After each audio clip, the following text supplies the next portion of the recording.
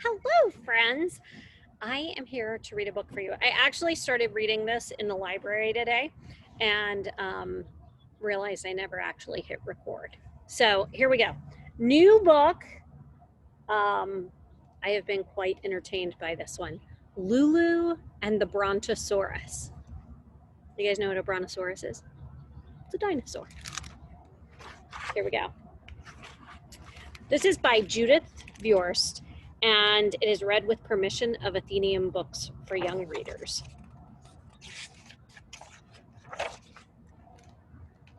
Okay, all right, you don't have to tell me, I know. I know that people and dinosaurs have never lived on the earth at the same time. And I know that dinosaurs aren't living now. I even know that paleontologists, folks who study dinosaurs, decided that a dinosaur that was once called a Brontosaurus, a very nice name, shouldn't be called a Brontosaurus anymore, and changed it to a Patasaurus. Kind of an ugly name. But since I'm the person writing this story, I get to choose what I write about. And I'm writing about a girl and a Brontosaurus. So if you don't want to read this book, you can close it up right now. You won't hurt my feelings. And if you still want to read it, here goes. Chapter 1. There once was a girl named Lulu, and she was a pain. She wasn't a pain in the elbow. She wasn't a pain in the knee. She was a pain, a very big pain, in the behind. Now, Lulu was an only child, and her mom and dad gave her everything she wanted. And guess what? Lulu wanted everything. Tons of candy, tons of toys, tons of watching cartoons on TV.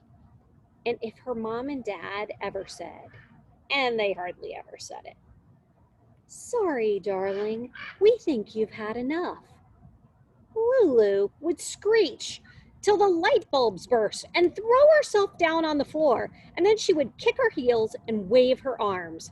And pretty soon, her mom and dad would say, "Well, just this once," and let her have whatever she wanted.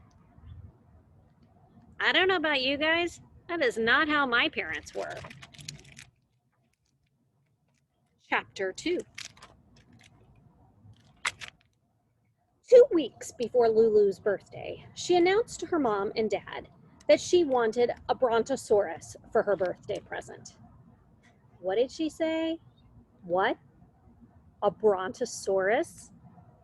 Yes, she wanted a Brontosaurus for a pet. At first, Lulu's mom and dad just thought she was making a little joke. And then they saw, oh, horrors, that she was serious. They patiently explained that a Brontosaurus is a quite enormous dinosaur who lives in forests, not in people's houses. Is that where a Brontosaurus would live, in a forest? I'm afraid I'm not absolutely sure. But since I'm the person writing this story, I'm putting this Brontosaurus in a forest, along with a lot of wild other beasts that I'm absolutely sure did not live on Earth at the same time as the dinosaurs. Anyway, Lulu's mom and her dad continued explaining to her, although a Brontosaurus is into eating plants, not animals, including human animals like Lulu, and although it is cute in a long-necked, pin-headed way, it is much too huge and too wild to be a good pet. A dog, a cat, a goldfish, a bird, a gerbil, a guinea pig? Yes. A Brontosaurus? Definitely no. Not sure how Lulu's going to take that. Chapter 3. No. Her mom and dad were telling Lulu no? Lulu wasn't used to hearing no, and she really hated hearing no. To show how much she hated it, she screeched and screeched and screeched till all the light bulbs in the living room burst. "I want a Brontosaurus for my birthday present," she said in between screeches. "I want a Brontosaurus for a pet." "We could get you a nice pet rabbit," said her mom. "Or even," said her dad, "a nice pet rat." "No, no, no, no, no, no, no," screeched Lulu. "I want a Brontosaurus for a pet." Then she threw herself down on the floor and kicked her heels and waved her arms and screeched some more. This would not work with my parents. Chapter 4. 4 days, 8 days, 10 days, 12 days passed. Lulu kept saying, "I want a Brontosaurus." Her mom and dad just kept saying no. Lulu kept screeching and throwing herself on the floor and kicking her heels and waving her arms. Lulu's mom and her dad kept saying no. Until finally, on the 13th day, the day before Lulu's birthday, right after lunch, Lulu said to her mom and dad, "Okay then, foo on you." She had terrible manners. "If you aren't going to get me a Brontosaurus, I'm going out and getting one for myself." Lulu packed a small suitcase, said goodbye to her mom and dad, and walked out the door. And they let her go! Partly because they thought she'd change her mind and come running back home in about 2 minutes, and partly because it was nice not to have her screeching and kicking and waving and being a pain. "Let's have a cup of tea and a couple of cookies," Lulu's mom said to her dad. "Excellent idea," her dad replied. So they went into the kitchen and started munching on some cookies and sipping tea. And pretty soon, they'd forgotten all about Lulu. Chapter 5. But Lulu hadn't forgotten she was going to get herself a Brontosaurus. And luckily for Lulu, there was a great big forest not too far from her house. The animals in that forest never bothered anybody because nobody had ever bothered them. But watch out, creatures!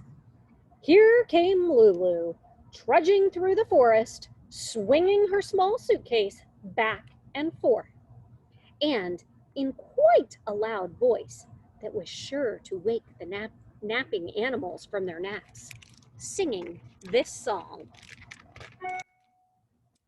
I'm gonna get a Brontosaurus for a pet. I'm gonna get a Brontosaurus for a pet.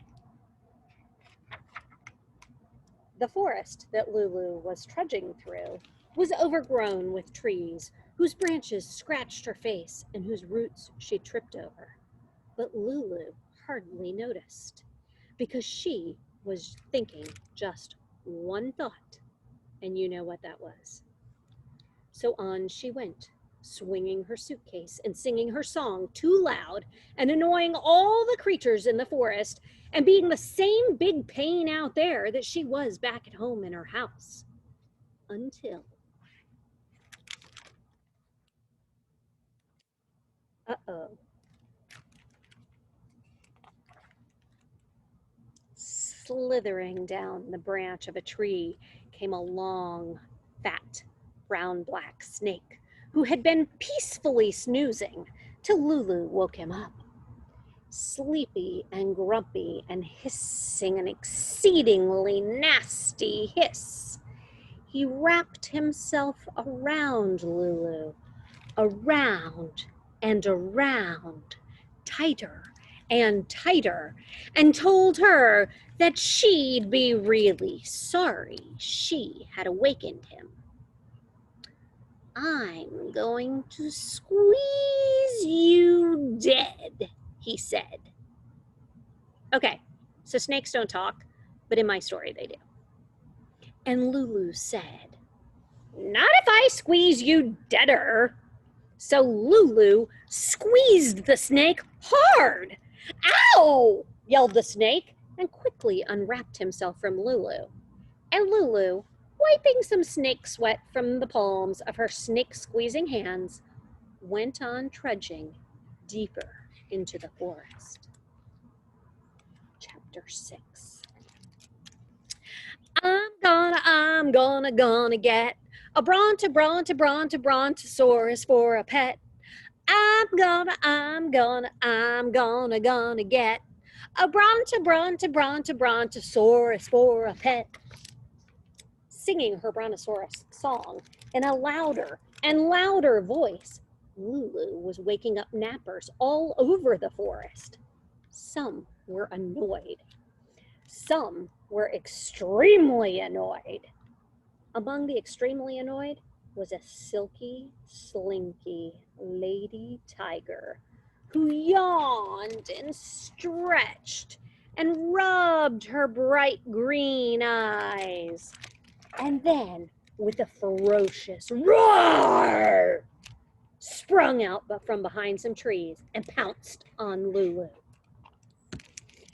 "You're a big pain," the tiger said, "so I'm going to eat you up for my afternoon snack."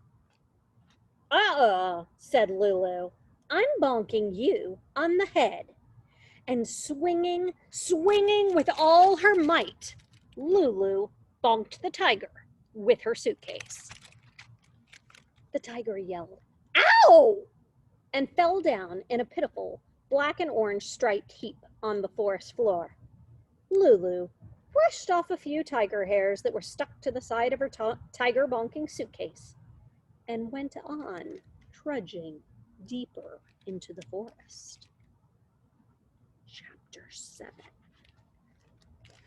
As the afternoon turned into late afternoon and then into early evening, Lulu trudged ever deeper into the forest. When she felt hungry, she opened her suitcase and took out a pickle sandwich. When she felt cold, she took out a sweater and socks.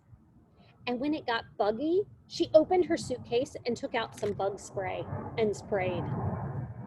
She was feeling a little tired, but she kept trudging and swinging her suitcase and singing her song.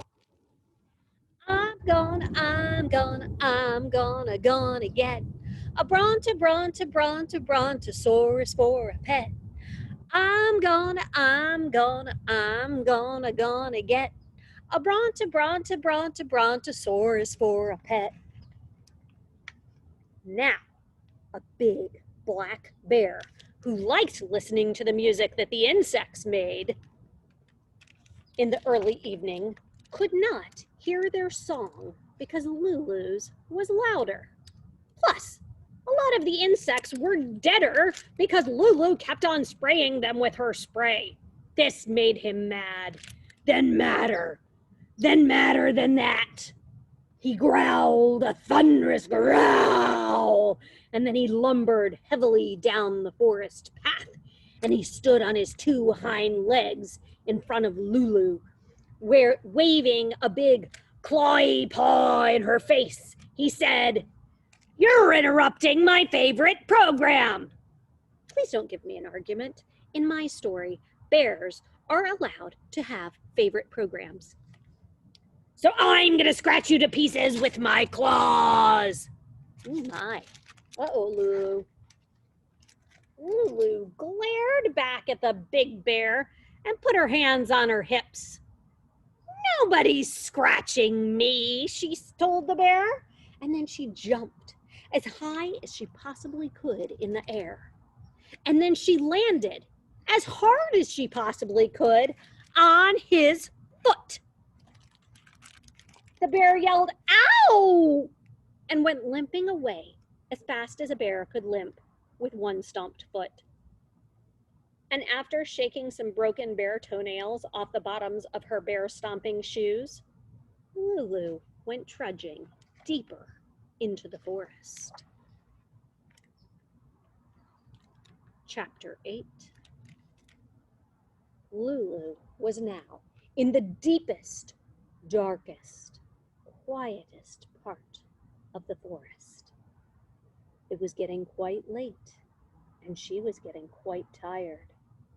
She took her sleeping bag out of her suitcase, spread it on the ground, and lay down and went to sleep. But before she slept, she sang her song once more. I'm gonna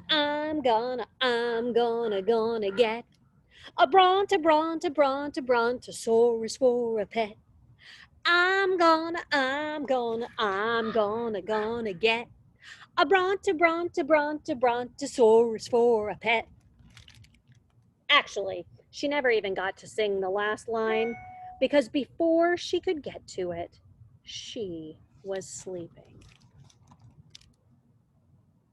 So guys, that is where we are going to leave Lulu in search of the Brontosaurus. And we'll come back and pick it up next week. Lulu and the Brontosaurus by Judith Viorst.